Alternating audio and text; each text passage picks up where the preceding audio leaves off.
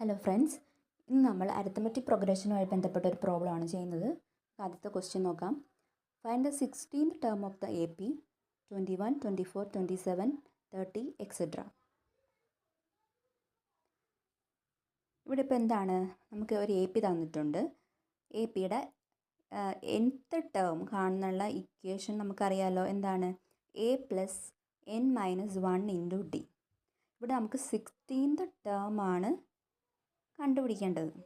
അപ്പോൾ n എന്ന് പറഞ്ഞത് 16 ആണ്, a എന്ന് പറയുന്നത് 21 ആണ്. അതുപോലെ d, അതായത് d എന്ന് പറഞ്ഞാൽ കോമൺ ഡിഫറൻസ് എന്ന് പറയുന്നത് A2 - A1 ആണ്. അതായത് 24ൽ നിന്നും 21 നമ്മൾ മൈനസ് ചെയ്യണം. അപ്പോൾ നമുക്ക് 3 എന്ന ആൻസർ കിട്ടും. അപ്പോൾ നമുക്ക് ഇവിടുത്തെ കോമൺ ഡിഫറൻസ് എന്താണെന്ന് കിട്ടി? 3 ആണെന്ന് നമുക്ക് കിട്ടി. ഇനി നമുക്ക് nth ടേം കാണാനുള്ള ഇക്വേഷൻ എഴുതാം. nth term is equal to A + n - 1 × D.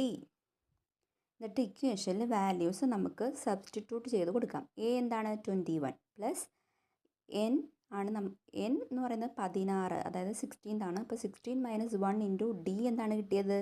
3 ആണ്. അത് 3 ഇട്ട് കൊടുത്തു. അങ്ങനെ നമുക്ക് ആൻസർ എന്ത് കിട്ടി? 21 + 16 - 1 15 × 3 is equal to 21 + 15 × 3 നമുക്ക് മൾട്ടിപ്ലൈ ചെയ്ത് നോക്കാം. 45 എന്ന ആൻസർ കിട്ടും. അപ്പോൾ 21 + 45 ചെയ്യണം. നമ്മൾ 21 + 45 ചെയ്യുമ്പോൾ നമുക്ക് 66 എന്നാണ് ആൻസർ കിട്ടുന്നത്. അപ്പോൾ മനസ്സിലായല്ലോ, nth ടേം എത്രയാണെന്ന് കിട്ടി? 66 എന്ന് കിട്ടി.